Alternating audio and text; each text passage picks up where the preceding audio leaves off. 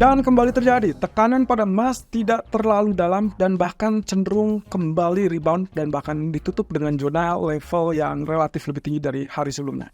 Nah, ini berarti menandakan sesuatu hal yang memang kecenderungannya market masih wait and see atau kecenderungan ragu karena mereka masih dihadapkan dengan dua hal yang sangat potensial untuk kali ini, yaitu non-farm payroll yang ada di akhir pekan dan juga ancaman geopolitik yang kemungkinan masih bisa meledak ataupun bahkan hingar-bingarnya bisa terjadi di akhir pekan. So, kira-kira apa yang terjadi untuk hari ini dan termasuk menjelang akhir pekan yang mungkin semua orang harus mewaspadainya. Oke, berikut ini kita ulas. Oke, satu sisi dari data ekonomi. Kalau kita lihat dari data ekonomi yang ada, initial jobless claim jelas mengalami kenaikan ke level 225.000 dari sebelumnya 219K.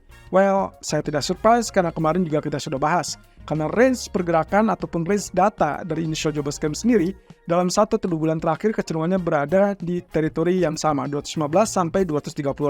Jadi kalaupun terjadi lonjakan, 225.000 adalah hal yang lumrah terjadi. Apakah itu berarti normalisasi ataupun bisa dibilang market sudah tidak kaget dan akhirnya tidak terlalu bereaksi? Kelihatannya seperti itu. Kalau misalkan kita lihat reaksi emas waktu itu, ternyata emas bukannya mengalami kenaikan, malah dia naik sesaat, spike sampai zona kurang lebih 2650-an atau bahkan 2652 ya lebih tepatnya. Kemudian dia mengalami penurunan sampai teritori 2640-an. Bahkan dalam beberapa menit berikutnya, kita sempat melihat reaksi emas sampai ke zona 2636, terutama kaitannya dengan rilis data ISM Service BMI. Ya, seperti yang kita duga juga, ternyata data ini jauh lebih kuat dan seperti biasa lagi, teman-teman. Setiap bulannya, kalau kita perhatikan antara ISM Service dengan ISM Manufacture, selalu kaitannya dengan permasalahan di sisi manufacture yang relatif lebih rendah, sementara ISM Service atau sektor jasa itu kecenderungannya relatif lebih kuat. Nah, satu sisi, kalau kita lihat dari versi S&P Global, angkanya relatif lebih rendah daripada ekspektasi. Tapi coba perhatikan, angkanya adalah di atas 50. Dan keduanya bisa dibilang, yang satu versi S&P ternyata nulis dengan angka 55, sementara versi ISM berada di angka 54. Tapi apapun itu, intinya adalah di atas 50, berarti menandakan ekspansi, dan itu harusnya masih tetap solid alias kuat. Untuk ekonomi tentunya. Nah, tapi satu sisi di sini ada yang juga cukup menghanyutkan ataupun bisa dibilang ya cukup mencurigakan. Karena ISM non-manufacturing employment ternyata komponen ini berada di bawah 50. Untuk pertama kalinya kita lihat ini adalah perbedaan yang cukup signifikan.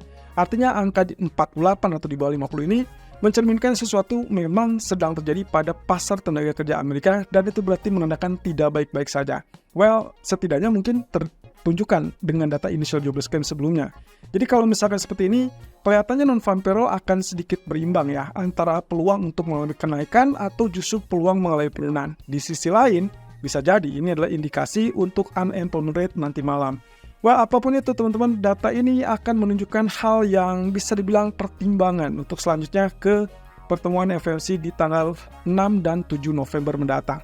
Apakah mereka akan tetap dengan siklus 50 basis point atau kembali ke standar 25 basis point. Tapi yang jelas siklusnya akan tetap berlanjut. Dan CME Futures ternyata kembali menunjukkan kenaikan ekspektasi, yaitu untuk 25 basis point naik dari 4,8 menjadi 67,3%. Sementara 50 basis point justru turun, menyusut sampai ke 32%. Tapi lagi-lagi teman-teman, ini pernah terjadi juga waktu kita menjelang rilis FOMC di bulan September yang kemarin. Tidak ada angka yang terlalu dominan di situ, bahkan tidak sampai ke 80 ataupun 90%-an. So far, dia masih tetap berkutat antara 30% versus 60%. Jadi kita akan lihat beberapa waktu ke depan, selain data non-farm payroll tentunya nantinya akan data non-farm payroll berikutnya dan juga CPI berikutnya. Jadi kalau misalnya lihat dari sini, kita asumsikan saja, sebelum data non-farm payroll, kita melihat angka berada di kisaran 67% untuk ekspektasi 25 basis point, sementara 50 basis point itu ekspektasinya cuman sekitar 32%-an. Jadi kalau misalkan nanti kita akan coba cocokkan setelah data non-farm payroll, apakah terjadi perubahan yang signifikan apa tidak? Misal, kalau ternyata ekspektasi 25 basis point kembali lebih mendominasi atau bahkan sangat mendominasi ke 80%-an. Jadi artinya di situ market sudah tidak berharap lagi, adjustment mereka sudah tidak mengharapkan terkait dengan 50 basis point. Nah, satu sisi teman-teman, apa yang terjadi sebetulnya pada market sampai detik ini yang kita ketahui bersama dari sejak awal pekan adalah terkait dengan aksi mogok yang ada di pelabuhan ataupun ya serikat buruh pekerja dermaga di Amerika, yang juga kabar bagusnya adalah ternyata aksi tersebut akhirnya berakhir dengan kesepakatan sementara. Nah, kenapa dibilang sementara? Karena masih ada hal-hal yang mungkin masih tetap harus dilanjutkan, termasuk negosiasinya, dan akhirnya mereka sepakat untuk menyudahi aksi mogok tersebut. Well, at least ini sudah sangat membantu, dan lampu hijau untuk melanjutkan penurunan suku bunga dari Fed. Jadi tadinya ini akan, kalau misalkan ternyata terjadi berkelanjutan, dikhawatirkan akan mengganggu inflasi yang sedang diperjuangkan oleh Fed, sehingga nantinya bisa saja kemungkinan penurunan suku bunga lanjutan itu akan tertunda ataupun ada jeda. Nah, tapi dengan berakhirnya aksi mogok tersebut, at least kita punya harapan berikutnya, tapi semuanya akan bergantung pada data ekonomi. Nah, kabar bagusnya juga terkait dengan apa yang terjadi pada aksi mogok yang selesai ini, maka kemungkinan kita tidak melihat data non-farm payroll nanti malam akan dipengaruhi salah satunya oleh aksi mogok tersebut.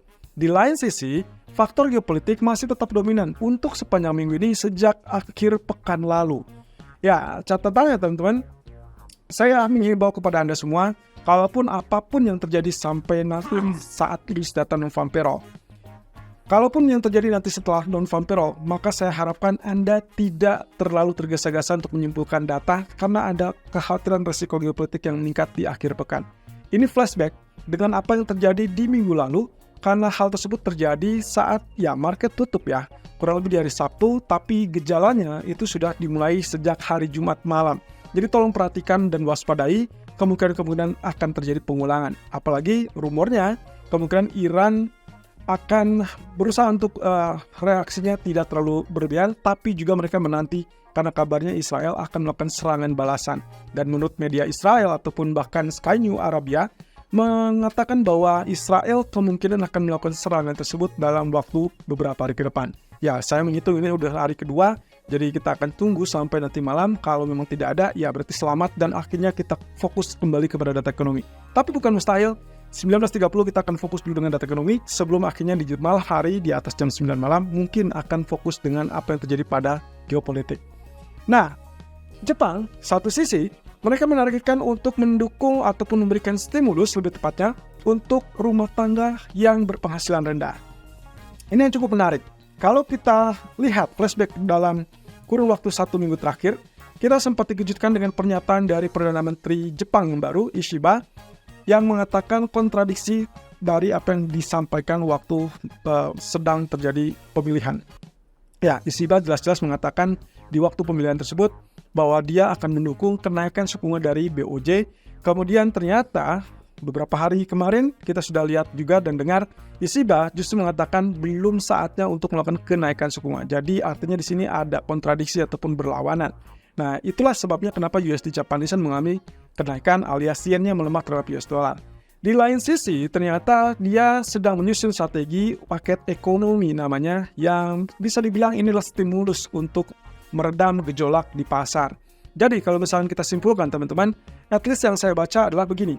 Posisi ini kemungkinan akan dilakukan untuk mendukung apa yang disyaratkan oleh BOJ. Dalam hal ini BOJ akan menaikkan suku bunga kalau pertama, pasarnya kondusif. Artinya kondusif ini tidak terjadi kepanikan. Kalau kita lihat dari pasar Nikkei, di bulan yang lalu kita sempat lihat anjlok saat BOJ menaikkan suku bunga 15 basis point. Tentunya hal ini tidak diinginkan kembali. Jadi yang diinginkan adalah kalau mereka melakukan kenaikan suku bunga, diharapkan ya minimal yen ataupun mata uang yen akan menguat terhadap US dollar dan itu berarti USD Japanese yen turun tanpa harus ada intervensi.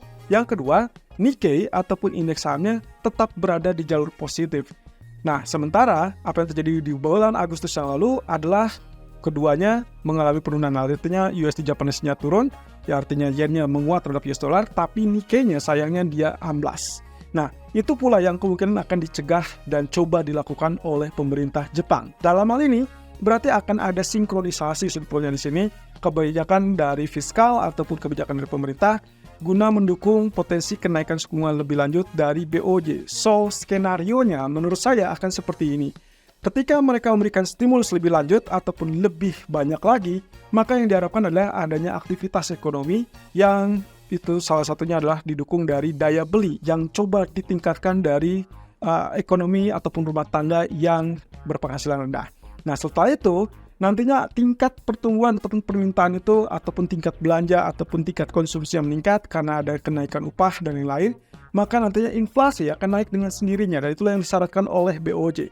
Setelah inflasi naik, apa yang terjadi? Ya betul, inflasi naik berarti saatnya bank sentral akan melakukan kenaikan suku bunga, dan persis itulah skenario yang diinginkan oleh BOJ, sehingga tidak salah-salah banget kalau mereka misalkan melakukan hal ini untuk mendukung ekonomi terlebih dulu.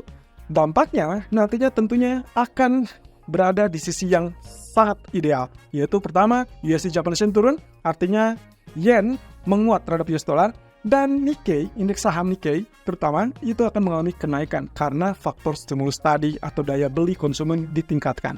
So, saya rasa ini akan menjadi solusi yang akan kita nantikan dalam 2 atau 3 bulan ke depan. Di sisi lain, terkait dengan non-farm payroll nanti malam, ada proyeksi dari Goldman Sachs yang katanya memperkirakan akan terjadi kelonjakan sampai 165.000. Wah, ini juga cukup menakjubkan teman-teman. Mengingat bulan lalu kita sempat lihat ada penurunan sampai 114.000. Kemudian kalau kita lihat dari angka ekspektasi juga ya bisa dibilang ada rebound ya, 142.000 menjadi 148.000. Nah, pertanyaannya adalah apakah mungkin kenaikan tersebut menurut Goldman Sachs akan terjadi sampai 165.000? Saya rasa apapun bisa terjadi. Kalau kita flashback dengan data minggu ini saja, ADP employment mengalami kenaikan yang juga relatif cukup besar, ya, dari 99.000 menjadi angka 140.000-an. Kemudian kalau kita perhatikan lagi data unemployment claim, ya kalaupun misalkan terjadi lonjakan, sebetulnya dia tidak melonjak-lonjak banget. Jadi artinya relatif flat, dan kalau kita ya anggap saja di average gitu ya, dalam 1 bulan terakhir kelihatannya juga datanya relatif tetap flat. Nah, yang mencurigakan adalah ESL service yang tadi malam ternyata tetap berada di sisi solid di atas level 50 dan bahkan angkanya 54. Nah, kemudian belum lagi yang kita lihat adalah job openings dan juga indikator-indikator lain yang menunjukkan potensi bahwa non-farm payroll bisa saja terjadi lonjakan ataupun kenaikan. Dan itulah sebabnya menurut Goldman Sachs, perkiraan mereka adalah 165.000, sementara tingkat pengangguran akan stay di 4,2%, average hourly earnings atau tingkat upah per jam kurang lebih rata-rata akan berada di 0,2% untuk basis bulanan, sementara untuk basis tahunnya turun ke 3,7% dari 3,8%. Nah, kalau ini yang terjadi teman-teman, sebetulnya datanya relatif mix. Tapi kalau yang jelas respon atau reaksi market tentunya akan langsung menyoroti kepada non-farm payroll dulu. Jadi kemungkinan akan terjadi spike ataupun dolar akan mulai penguatan. Itu menurut Goldman Sachs. Bagaimana dengan prediksi kita ataupun yang secara umum? Oke, economic calendar menunjukkan bahwa ekspektasinya 147.000 saja dari 142.000. Ini saya ambil dari versi investing, tapi kalau di beberapa economic calendar lain, perkiraannya adalah 148K. Oke, kemudian terkait dengan angka average hourly earnings, diperkirakan akan turun ke 0,3%. Kalau sampai ke apa yang disampaikan oleh Goldman Sachs tadi, 0,2%, berarti kita akan dapatkan weak dollar atau dolar cenderung melemah. Karena satu sisi tingkat upah rata-rata yang turun, berarti mengindikasikan bahwa ya tidak terlalu bagus untuk perekrutan ataupun lapangan pekerjaannya. Walaupun nantinya katakanlah angka non-farm payroll berada di 150 ataupun 160.000 seperti yang dikatakan Goldman Sachs. Nah, satu sisi unemployment rate, kalau kita perhatikan dari apa yang terjadi dalam 2 bulan terakhir, angkanya sebenarnya tidak terlalu muluk-muluk juga. Angka tertinggi memang pernah tercapai 4,3%, sehingga itulah yang akan menjadi indikasi apakah tenaga kerja atau lapangan tenaga kerja kemungkinan akan bermasalah apa tidak. So, kalau lihat dari range ini, maka range non-farm payroll kemungkinan akan ada cukup lebar di kisaran 70.000 yang terendah, berarti diperkirakan bisa turun di bawah 100.000 atau di atas 200.000, dan itu diperkirakan 220.000. Sementara range unemployment rate kira-kira 4,1 sampai 4,3%, dan average hourly earnings untuk basis bulanan perkiraannya adalah 0,2 sampai 0,4, dan basis tahunannya itu adalah 3,7 sampai 3,9%. Yang perlu saya ingatkan adalah kalau misalkan kita mengharapkan volatility atau pergerakan yang sustain atau yang tetap dan cukup lebar, maka Anda harus perhatikan bahwa data tersebut harus berada di atas ekspektasi tersebut. Tapi ya ataupun di bawah ekspektasi. Tapi kalau ternyata flat ataupun cukup dekat dengan ekspektasi, maka jangan harapkan range ataupun volatility yang cukup optimal. Itu berarti terkait dengan strategi ataupun skenario yang kita sampaikan untuk hari ini, ada 5 poin yang tentunya sering kita ungkapkan. Intinya adalah skenario nomor 3 dan 5, itu yang kita nantikan atau yang harapkan. Supaya apa? Supaya reaksi marketnya akan sustain atau ya setidaknya bertahan sampai di atas jam rilis data. Artinya, kalau rilis datanya jam 19.30, kita selalu berharap bahwa reaksi ataupun respon market itu akan berkelanjutan sampai jam 9 malam tentunya. Itu dengan catatan bisa dicapai kalau skenario-nya adalah skenario nomor 3 atau skenario nomor 5. Artinya, skenario 3 ini adalah kalau kita dapat kejutan ternyata NFP di atas 180.000. Ya, di atas apa yang diekspektasikan oleh Goldman Sachs bahkan ya. Kalau misalkan angkanya tersebut terjadi, maka itu adalah sangat-sangat menguat untuk US dollarnya, sementara emas ataupun bahkan saham ataupun bahkan currency lain berpotensi turun. Kenapa? Karena lonjakan ini berarti meminimize apa yang mereka harapkan terkait dengan 50 basis point, walaupun ekspektasi 25 basis point tetap menguat. Nah, di sisi lain, kalau skenario nomor 5, angkanya diperkirakan jauh di bawah ekspektasi. Ekspektasi tadi adalah 148, ternyata muncul dengan angka misalkan di bawah 115.000. Well, ini akan sangat signifikan tentunya untuk menekan US dollar kembali dan mendorong emas, dan disinilah letaknya. Kemungkinan skenario nomor 5 inilah yang berpotensi mendorong emas untuk mendekati level 2685 atau bahkan mendekati 2700. Nah, sementara skenario nomor 3 itulah yang akan membenamkan atau menahan emas untuk mendekati 2685 atau bahkan lebih tepatnya koreksi sampai zona 2630 atau bahkan lebih rendah. Nah, bahkan 2600 bisa saja muncul. Nah, tapi di sisi lain skenario 1, 2, dan 4 bukan mustahil akan menjadikan kejutan, tapi lagi-lagi teman-teman, reaksi akan relatif terbatas, terutama untuk nomor 1. Jadi kalau misalkan datanya hanya relatif dekat, misal ekspektasi 148 ternyata muncul cuma 140 atau bahkan 139, itu kemungkinan akan weak dollar, tapi akan relatif terbatas. Ya, sementara kalau datanya katakanlah 150 atau 155, itu memang di atas ekspektasi dan positif untuk US dollar, tapi pergerakan kenaikan US dollarnya atau penguatan US dollarnya akan relatif terbatas. Dan skenario nomor 2 dan 4 itu akan ya bisa dibilang terbatas sampai mungkin maksimal di 19.40-an atau kurang lebih 20 menit setelah rilis data.